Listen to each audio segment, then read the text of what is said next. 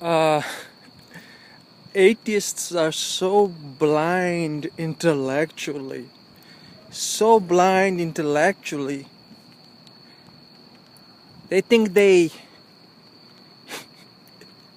think there's any question they ask that as Christian apologists we don't have answer for.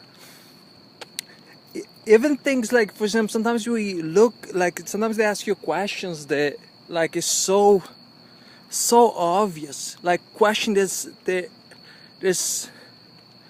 the answer for it is so obvious, and as Christian apologists we wonder why these people, how come they make this kind of question, like how come they don't have answer for those questions they have. Sometimes they think they got a Christian apologist when asked for evidence of God, for example. As Christian apologists, one of the easiest things to prove is the existence of God. Is one of the easiest questions to answer. Is the existence of God. Is the existence of God. And atheists, which are like, I don't like this, the IQ of these people have to be so low to ask question which is so easy to answer, man. And they think it's hard. The answer is going to be hard, which is the existence of God. And I'm gonna show you guys how easy it is to show evidence of God, for example. The evidence of creator God. Simple, like sometimes they ask you like, prove God. It's so easy to answer that question. I answer that question using question. Imagine that, how easy it is to answer a question using another question. Imagine that, answer question using question to answer that question. What's the evidence of God? Who knew you need eyes to see? Who created you as spiritual being with sense of morality to be accountable for your actions? For example, let's go back to the first one. I can give you many other examples, but let me go back to the first one. Who knew you need eyes to see?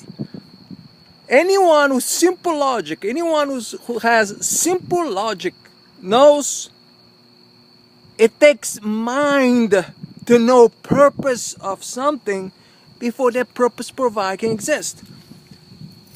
A mind has to know that you need eyes to see. A mind has to know that your mouth has to be connected to your stomach. And I can give you many other examples. This is how easy it is to show evidence of God. And also, for people who don't know who God is the creator. When I say God, I mean creator. You know, the guy who, or the being, how you want to call it. I don't know if you should treat God as a guy. But the being that knows that you need eyes to see. The teeth should be inside your mouth. That you need a heart, you need food. It's not just things in you, but things outside of you, Alright guys, that's how easy it is to show evidence of God.